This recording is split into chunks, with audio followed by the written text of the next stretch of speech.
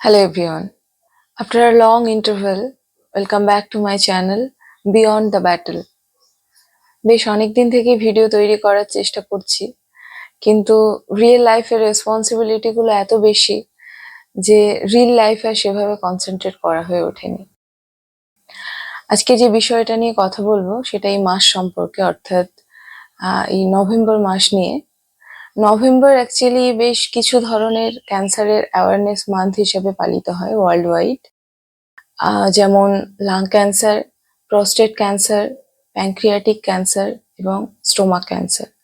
এছাড়াও ইন্ডিয়াতে 7th November regional cancer awareness day হিসেবে পালিত হয়। আপনারা যারা মেট্রোতে ট্রেনে যাতায়াত করেন, আপনারা হয়তো লক্ষ্য করে থাকবেন বিভিন্ন মেট্রো স্টেশনে জায়ান্ট স্ক্রিনে বিভিন্ন সচেতনতামূলক ভিডিও, ছবি দেখানো হয়েছিল এবং মানুষকে সচেতন করার জন্য মেট্রোর মধ্যেও নানান ধরনের ছোট গান এবং ভিডিও দেখানো হয়েছিল। November lung cancer awareness month, যা নিয়ে গোটা পৃথিবী জুড়ে নানান সচেতনতামূলক কর্মসূচি বা অনুষ্ঠান আয়োজিত হয়। এটির মূল উদ্দেশ্য হলো লাং ক্যান্সার যে প্রতিরোধযোগ্য সেই তথ্য মানুষের কাছে পৌঁছে দেওয়া এবং মানুষকে সচেতন করা কিভাবে লাং ক্যান্সারকে প্রাথমিক পর্যায়ে শনাক্ত করা সম্ভব। প্রত্যেক বছর গ্লোবালি প্রায় 24 থেকে 25 লক্ষ মানুষ, অর্থাৎ 2.4 to 2.5 মিলিয়ন মানুষ লাং ক্যান্সারে আক্রান্ত হন, আর ইন্ডিয়াতে তার সংখ্যা গিয়ে দাঁড়ায় প্রায় 1 লক্ষের কাছাকাছি। এবার যদি আপনাকে আমি জিজ্ঞাসা করি লাং ক্যান্সারের মূল কারণগুলি কি কি, আপনি হয়তো বলবেন সিগারেট, বিড়ি বা তামাক জাতীয় দ্রব্য সেবন করা, দূষণমূলক ফ্যাক্টরি বা ইন্ডাস্ট্রিতে কাজ করা ইত্যাদি। তবে এই 1 লক্ষ লাং ক্যান্সার রোগীদের মধ্যে 30,000 মহিলা রয়েছেন, যেটি 3টি বিষয়কে হাইলাইট করে। নাম্বার 1, প্যাসিভ স্মোকিং থেকে হওয়া লাং ক্যান্সার। এদের মধ্যে অনেকেই সিগারেট বা তামাক জাতীয় পদার্থ কখনো সেবন করেননি। নাম্বার 2, গত 2 দশকে ভারতীয় মহিলাদের মধ্যে বাড়তে থাকা স্মোকিং এর হার। নাম্বার 3, অত্যাধুনিক প্রযুক্তির যুগেও সলিড ফুয়েল কুকিং, অর্থাৎ 1000 বছর পুরানো প্রথা কাঠকয়লা ঘুঁটের আগুনে রান্না করা চলতে থাকা। আর আপনার পাড়ার চা দোকানের কাকুর ময়লা ও প্লাস্টিক ঝাঁটিয়ে পুড়িয়ে দেওয়ার কথা নাইবা বললাম।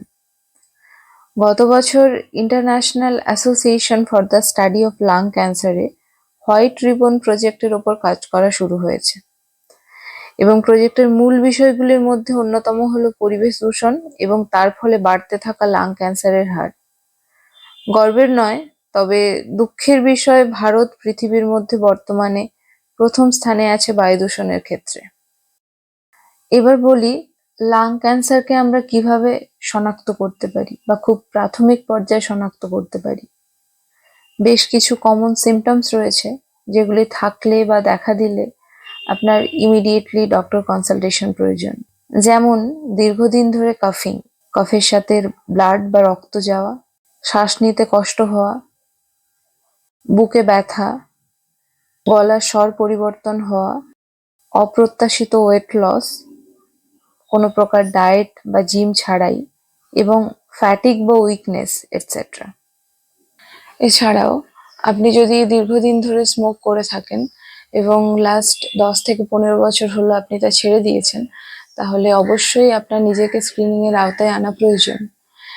এবং আপনার যদি এরকম কাউকে জানা থাকে যিনি দীর্ঘদিন ধরে স্মোক করতেন বা ওনার মধ্যে এই ধরনের কোনো সিমটমস রয়েছে, তাহলে অবশ্যই লোকাল কোনো ইন্টারভেনশন সেন্টারে গিয়ে যোগাযোগ করতে বলুন বা কোনো স্পেশালিস্ট ডক্টরের সাথে কনসাল্ট করতে পারেন।